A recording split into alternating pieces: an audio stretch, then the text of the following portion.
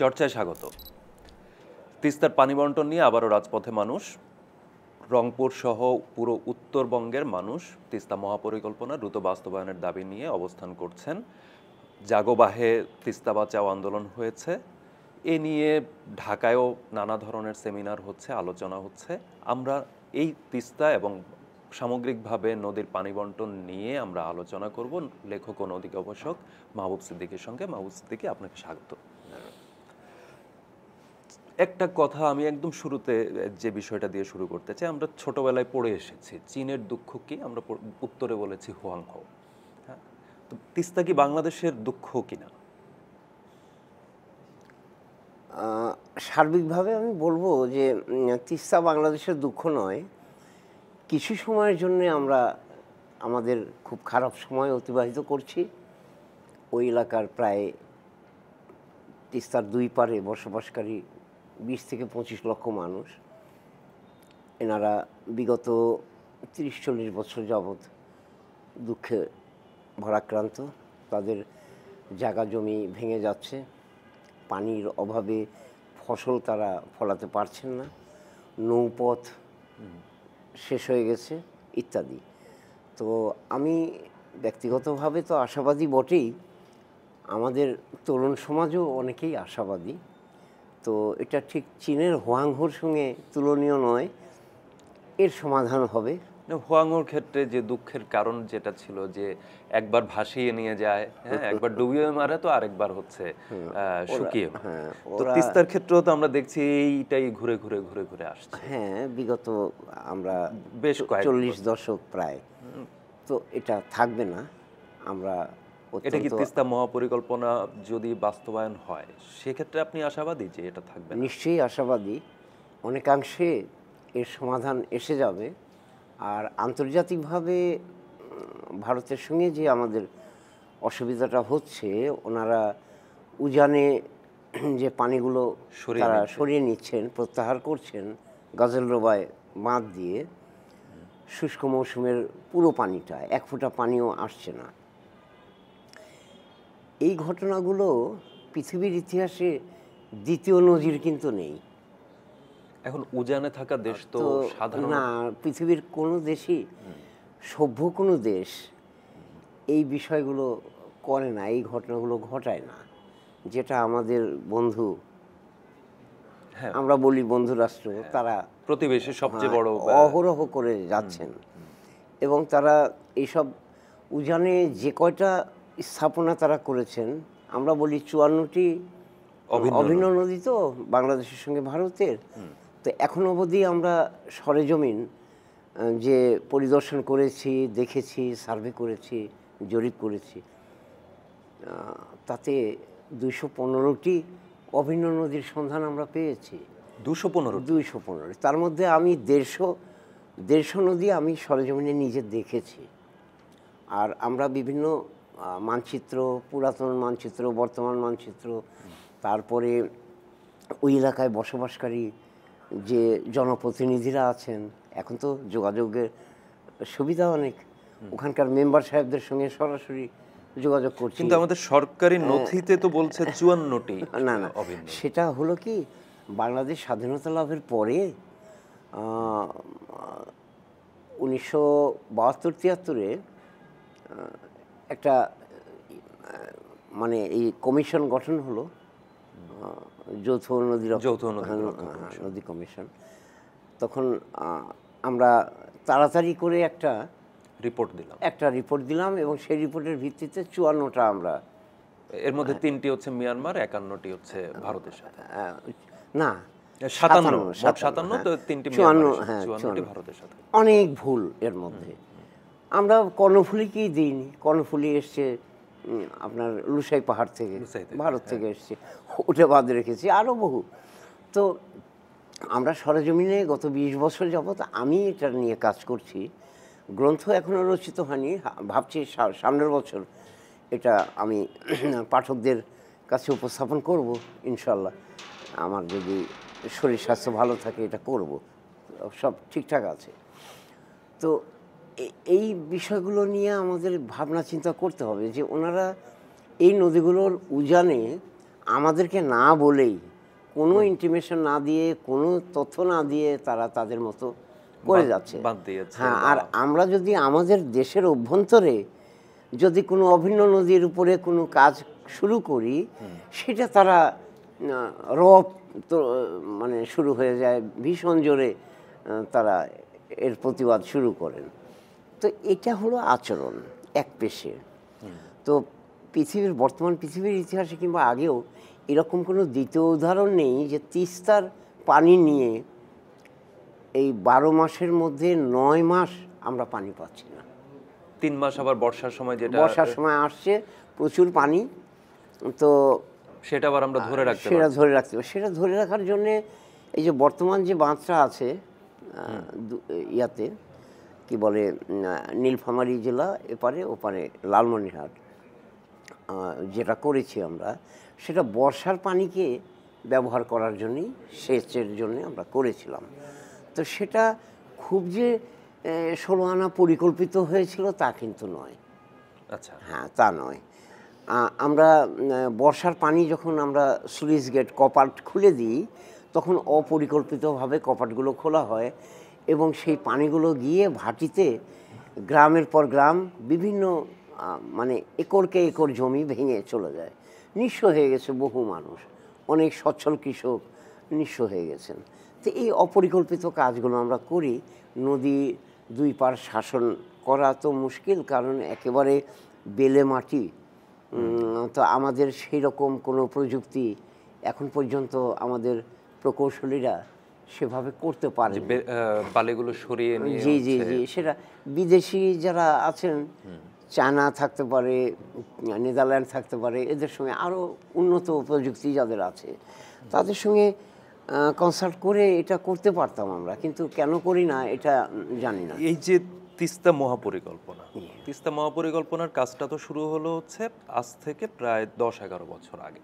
মানে সেই সময় থেকেই এটা নিয়ে হচ্ছে নানা ধরনের আলোচনা, নানা ধরনের প্রতিশ্রুতি বাক্য, নানা কিছু আমরা শুনলাম।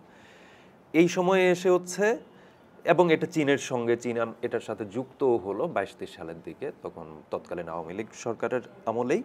এবং এই সময়ে এসে হচ্ছে এইটা মহাপরিকল্পনা বাস্তবায়নের একদম কাছাকাছি। অন্তর্বর্তী সরকার বলছে, বা এটার দায়িত্বপ্রাপ্ত মন্ত্রণালয়ের যিনি উপদেষ্টা রিজওয়ানা হাসান, তিনি বলছেন যে এটা জানুয়ারি মাস থেকে করা হবে, বাস্তবায়নে যাবে।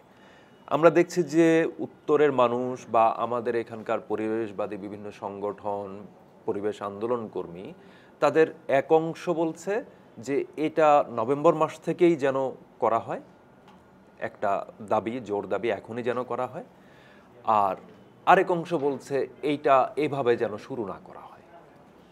তো এই যে মানে এই বিরোধটা ঠিক কোন জায়গায়? আমরা দুপক্ষেই কিন্তু পরিবেশ আন্দোলন কর্মী, নদীর হিস্সা চাওয়া, নদী বাঁচাও আন্দোলনের কর্মীদেরকে কিন্তু দুপাশেই দেখতে পাচ্ছি। এই বিরোধটা ঠিক কোথায়? আসলে খুব বেশি বিরোধ নয়, যত তাড়াতাড়ি এই পরিকল্পনাটার কাজ শুরু হবে, মহাপরিকল্পনা, ততই আমাদের মঙ্গল। কারণ আমরা যে পরিকল্পনাটা নিয়েছি, বাংলাদেশ চীন মিলে তিস্তা মহাপরিকল্পনা, তার সুদূর প্রসারী আমাদের কল্যাণ হবে। বিশাল রিজার্ভার হবে, যেটা এখন যে বাঁধটা আছে তখন তো সেই রিজার্ভার তারা করেননি। তো আমরা যদি পানি বর্ষাকালের প্রচুর প্রবাহ, তাই নয় কি, সেটা আমরা ধরে রাখার ব্যবস্থা করি, তাহলে তো একটা বিশাল এলাকা জুড়ে মানুষের কল্যাণই বয়ে আসবে। এবং আমরা শুনেছি যে সেখানে একটা সিটি মতো হবে, তারপরে আপনার এটাকে তারা স্যাটেলাইট সিটি বলছে। জি জি জি, স্বাস্থ্যসেবার ব্যবস্থা হবে, ব্যবসা বাণিজ্যের ব্যবস্থা হবে, ইত্যাদি, পর্যটনের অনেক কিছুই হবে, অনেক মানুষের সংস্থান হবে। আর বর্ষাকালের পানিটাকে সুব্যবস্থা করব, যাতে শুকনো মৌসুমে আমরা ভাটিতে দুই দিকে আমরা কাজে লাগাবো।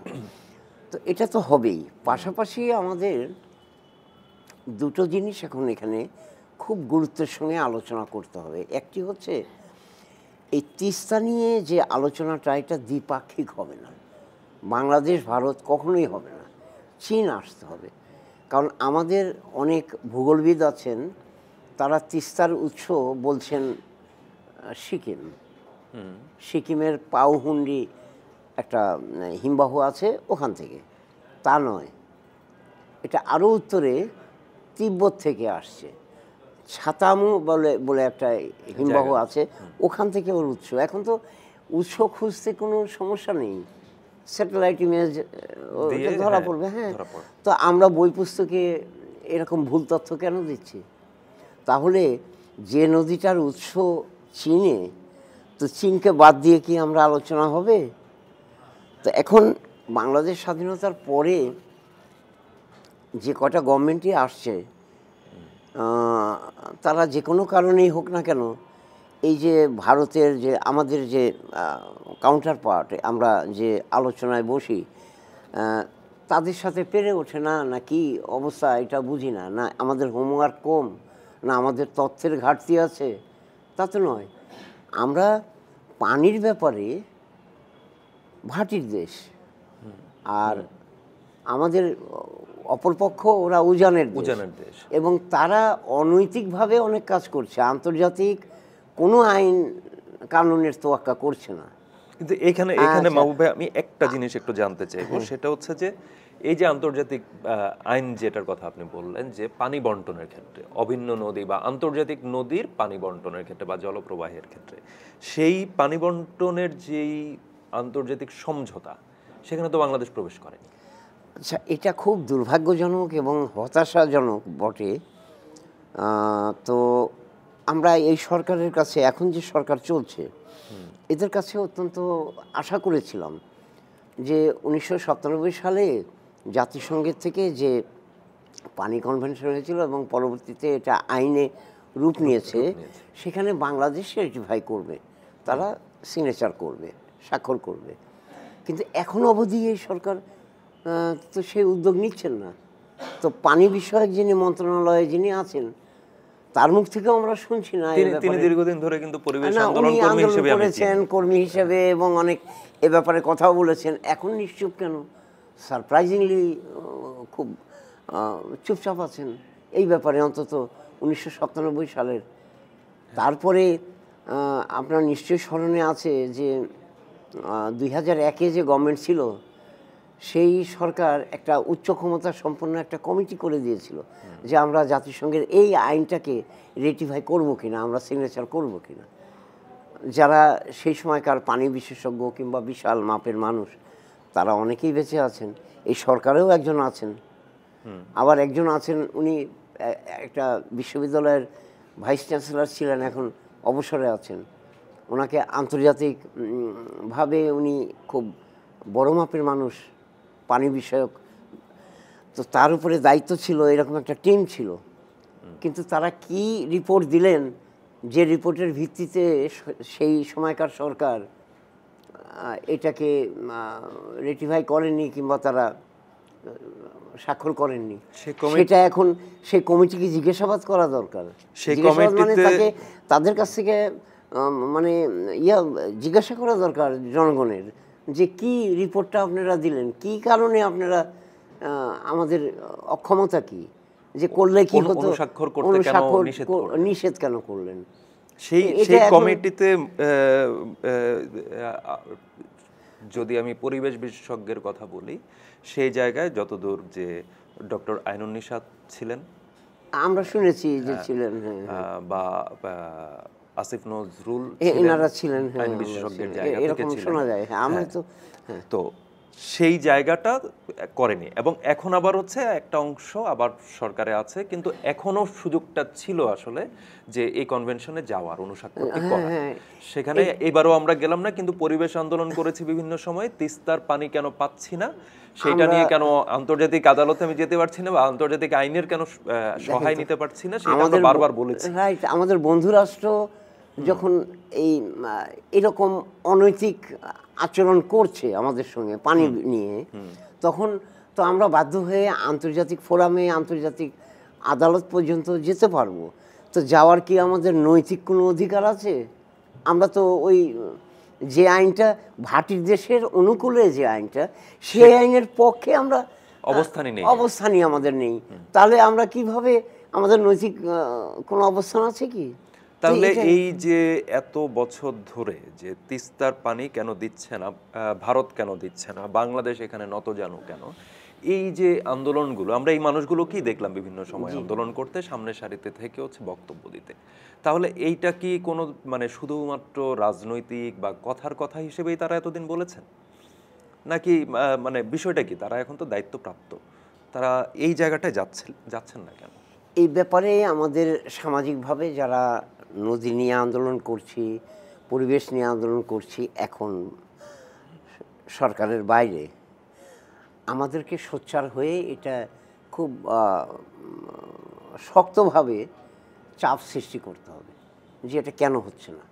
আমি এই এই জায়গায় আরেকটা পয়েন্ট একটু যুক্ত করতে চাইবো, সেটা হচ্ছে যে আমরা প্রতিবারই মানে তিস্তার এই জাগো বাহে তিস্তা বাঁচাও বলি, বা হচ্ছে এই একের পর এক বিভিন্ন কর্মসূচি আমরা দেখছি, বিশেষত রংপুর, নীলফামারী এই পুরো বেল্ট ধরেই তিস্তার যেই প্রবাহ, তিস্তার পানির উপরে 25টি নদী নির্ভরশীল, এটা সরকারি হিসাব মতে বলে।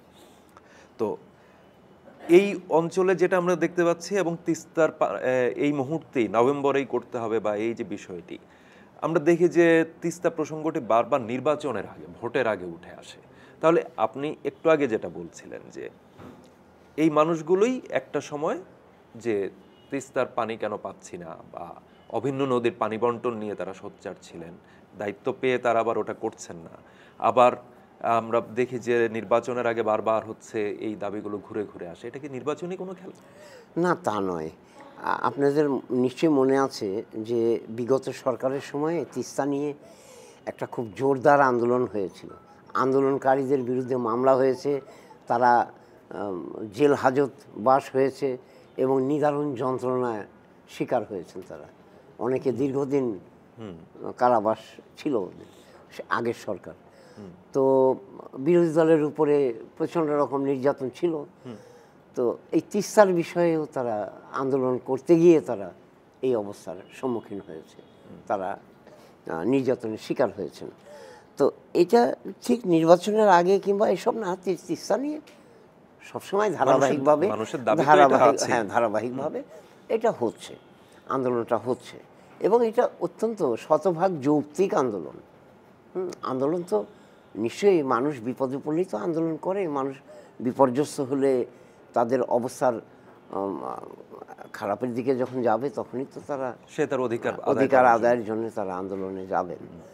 তো তিস্তা নিয়েও তাই, এবং তিস্তা অত্যন্ত শতভাগ যৌক্তিক একটা আন্দোলন। এবং ভারত, ঠিক আমি তো আগেই বললাম যে পৃথিবীর ইতিহাসে দ্বিতীয় কোনো নজির নেই যে একটি বড় একটি নদী, সেই নদীর পানি 100% উইথড্র করা। এটা কোন এবং কিভাবে পারে একটা সভ্য দেশ এটা পারে? তাহলে সেই দেশের সরকার এটা পারে, তাদেরকে আমরা এখনো সভ্য বলবো?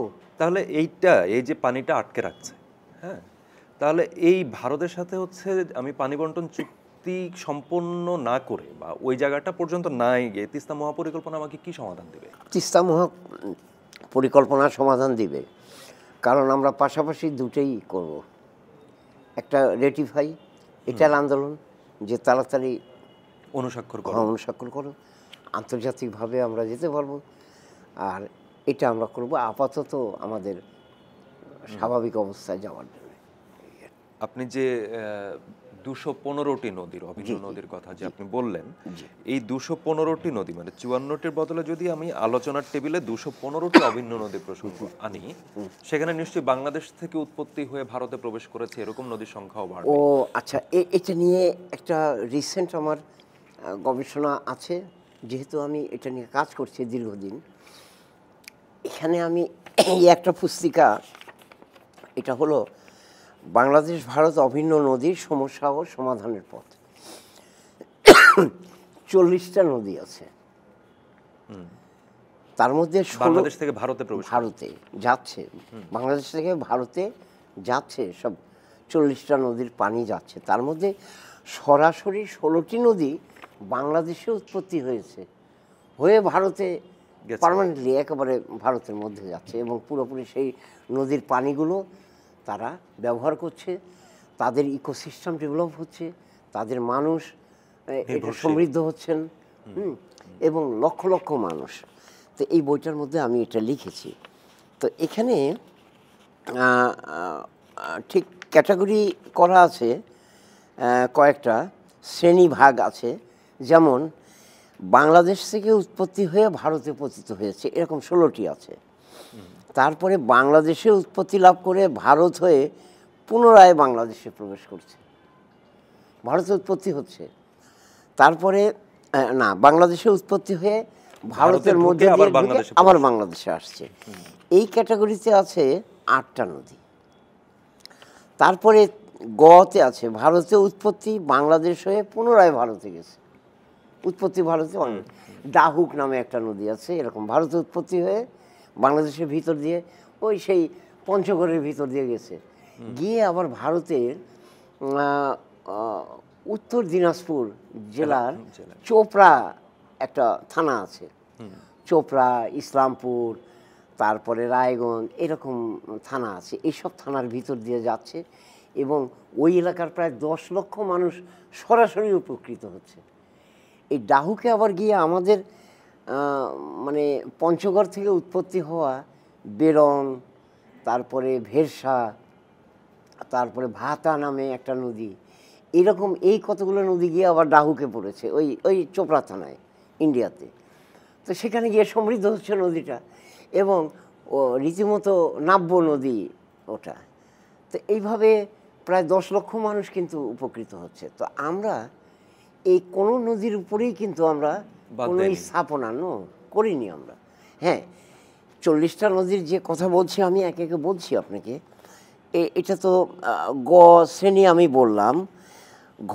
আচ্ছা, গতে আছে ভারতে উৎপত্তি হয়ে বাংলাদেশে পুনরায় ভারতে, এটা হলো ডাহুক, এটা বললাম। ঘতে আছে বাংলাদেশে উৎপত্তি, ঘতে হলো ভারতে উৎপত্তি, বাংলাদেশ হয়ে পুনরায় ভারতে প্রবেশ করেছে এবং সবশেষে আবার বাংলাদেশে ঢুকেছে। মানে ভারতে উৎপত্তি হলো, বাংলাদেশে আসলো, মানে মোট 4বার সে দিক বদল করলো। গিয়ে আবার ভারতে গিয়ে পরে আবার বাংলাদেশে ঢুকলো, এরকম আছে অনেক কয়টা। এবং সবশেষে আছে 8টা নদী, সবকটি বাংলাদেশে উৎপত্তি হয়েছে, হয়ে সীমান্ত দিয়ে 2টো নদী অনেক দূর গেছে। একটা হচ্ছে নাগর, সেটা ঠাকুরগাঁও এবং দিনাজপুরের ভিতর দিয়ে প্রায় 100 কিলোমিটার সীমান্ত পথে। সেখানে কয়েকটা নদী গিয়ে বাংলাদেশে উৎপত্তি হয়েছে, গিয়ে ওখানে এরকম কয়েকটা নদী আছে। নদীগুলো হলো, আমি বলছি নাম, একটা পেটকি একটা নদী, সেটা হলো আপনার পঞ্চগড়ে। আলোয়া একটা নদী, এটা পঞ্চগড়ে। আমন দামন, 3 নই, গড়গড়িয়া, এটা ঠাকুরগাঁয়ের। তো এই ঠাকুরগাঁও এবং দিনাজপুর। আচ্ছা, এটা এই নাগরকে সমৃদ্ধ করছে কিন্তু এই 5টা নদী। আর আরও দক্ষিণে গিয়ে আপনার খুলনা ডিভিশনে ওখানে মাথাভাঙার একটা শাখা আছে, সেটা ইছামতি, সেটা কিন্তু আন্তঃসীমান্ত নদী, অভিন্ন নদী। ইছামতি নিয়ে একটু কথা বলা যায় 2 মিনিট। ইছামতি এখন অবধি আমরা 18টি ইছামতি পেয়েছি। তো তারপরে বিভিন্ন জায়গা থেকে যারা তরুণ সমাজ, এনারা ইছামতি নিয়ে ইন্টারেস্টেড, এনারা আরও 2টো ইছামতির সন্ধান আমাদের দিয়েছে, একটা মৌলভীবাজারে, একটা সুনামগঞ্জে। তার মানে 20টা ইছামতি পাচ্ছি আমরা। মৌলভীবাজারে আছে, মৌলভীবাজার ইছামতি মানে শ্রীমঙ্গলে আছে। ওখানে একটা চা বাগানের নাম হলো ইছামতি চা বাগান। তার মানে একটা ছড়া এসে নেমেছে, সেই ছড়াটা আবার পাহাড়ি নদী, কিন্তু আমরা ছড়া বলছি কিন্তু ওইটাই ইছামতি। আর ছাতকে একটা আছে সুনামগঞ্জে, ওটাও খাসিয়া হিল থেকে উৎপন্ন হয়েছে, ওটা আন্তঃসীমান্ত নদী। আবার খাসিয়া হিল থেকে উৎপন্ন হয়ে এসে পিয়াইন নদীতে পড়েছে, পিয়াইন।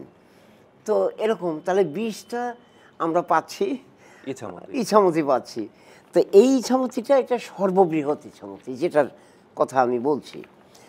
তো এই ইছামতিতে আপনার যশোর অঞ্চলে আমরা শার্শা যে আছে, শার্শা থানা, ওই অঞ্চলে পুটখালি বলে একটা নদী আছে, আর একটা দাউদখালি নদী, সেটা আমাদের ভিতর থেকেই উৎপন্ন হয়ে ওই সীমান্ত নদীর সঙ্গে সংযোগ হচ্ছে, সংযোগ হয়ে ওটার সমৃদ্ধি ঘটাচ্ছে।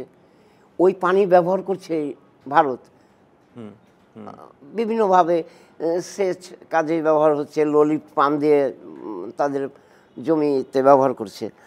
আরও একটু ভাটিতে এসে সাতক্ষীরা এলাকার কলারোয়াতে এবং আরও একটু ভাটিতে দেবহাটা, এখানে সোনাই এবং লবঙ্গবতী এই দুটো নদী আমাদের দেশ থেকে উৎপত্তি হচ্ছে, হয়ে আবার ওই সেই ভারতের যে এই বর্ডার দিয়ে যে নদীটি যাচ্ছে ইছামতি, সেখানে গিয়ে ইছামতিকে সমৃদ্ধ করছে। তো এইরকমভাবে 8টা নদী আছে। তো সব মিলিয়ে এই বইয়ের মধ্যে 40টা নদী আছে, সরাসরি ভারত উপকৃত হচ্ছে। এ পর্যন্ত আমি দেখিয়েছি যে ভারতের বনগাঁ মহকুমা, বসিরহাট মহকুমা এই অঞ্চল, তারপরে উত্তরে আপনার উত্তর দিনাজপুর, উত্তর দিনাজপুর আছে, দক্ষিণ দিনাজপুরও আছে। এইসবের প্রায় 6-7টা ওদের থানা বলে, ব্লক বলে, তো এই সরাসরি উপকৃত হচ্ছে। তো সব মিলে প্রায় 70 থেকে 75 লক্ষ লোক সরাসরি এর নির্ভরশীল হয়ে গেছে। তাহলে এটাকে তো আমরা তিস্তার আলোচনায় বলি বা পানি বন্টনের আলোচনায় টেবিলে রাখতে পারি। আমরা এটা একটা খুব গুরুত্বপূর্ণ বিষয় আমি উত্থাপন করছি, যে ভবিষ্যতে আমাদের যৌথ নদী কমিশনের যারা সম্মানিত সদস্য আছেন, তারা এটা নিয়ে একটু মাথা ঘামাবেন এবং একটু বেসিক এটা হোমওয়ার্কটা করে ভারতের কোন কোন থানা উপকৃত হচ্ছে, কোন দিক দিয়ে নদীটা যাচ্ছে, সব আমাদের তথ্য আছে। তো এটা নিয়ে ওনাদের সঙ্গে আমরা আলাপ করতে পারি যে তোমরা আমাদের অভিন্ন নদীর প্রায় সব কয়টা নদীর উজানে তোমরা বিভিন্ন স্থাপনা করে উইথড্র করছো পানি, আমরা তো তা করিনি। 40টা নদীর 2টা নদীতে আমরা করেছি। একটা হলো আত্রাইতে মোহনপুর নামে একটা জায়গা আছে, 2013-তে ওখানে একটা রাবার ড্যাম করেছে। তো এটা আমাদের একটা খুব খারাপ উদাহরণ। আমাদের ইঞ্জিনিয়াররা এটা কেন এই পরিকল্পনাটা করলেন এখনও আমার মাথার মধ্যে ঢোকে না। কী জন্যে, যে ওই যে এই রাবার ড্যামটা করার ফলে একটা আত্রাই নাব্য নদী, সেই নদীটাকে তারা ধ্বংস করলো। দক্ষিণে 2টা থানা আছে দক্ষিণ দিনাজপুরের, একটা কুমারগঞ্জ, একটা বালুরঘাট, 58 কিলোমিটার ওই ভারতের ভিতর দিয়ে যাচ্ছে নদীর পানি, এবং সেখানে প্রায় 15-16 লক্ষ মানুষ সরাসরি নদীর উপর নির্ভরশীল ওরা। তারপরে আরেকটু ভাটিতে এসে বাংলাদেশে যখন প্রবেশ করছে, বাংলাদেশের 12টা উপজেলার মানুষ এর উপর নির্ভরশীল। ধামুরহাট, পত্নীতলা, তারপরে মান্দা, নওগাঁ সদর, আত্রাই, সিংড়া, গুরুদাসপুর, চাটমোহর, ভাঙ্গুড়া, তারপরে হচ্ছে আপনার বনমালীনগর, ফরিদপুর, উল্লাপাড়ার কিছু অংশ, শাহজাদপুরের কিছু অংশ এবং সাঁথিয়ার কিছু অংশ। এই মোট 13টা থানা আমাদের বাংলাদেশের উপজেলা, এরা পানি পাচ্ছে না। এই আত্রাইয়ের ওই জায়গাতে আমরাই ড্যাম করলাম, আমরাই পানি পাচ্ছি না। তো আমরা কি করছি এটা?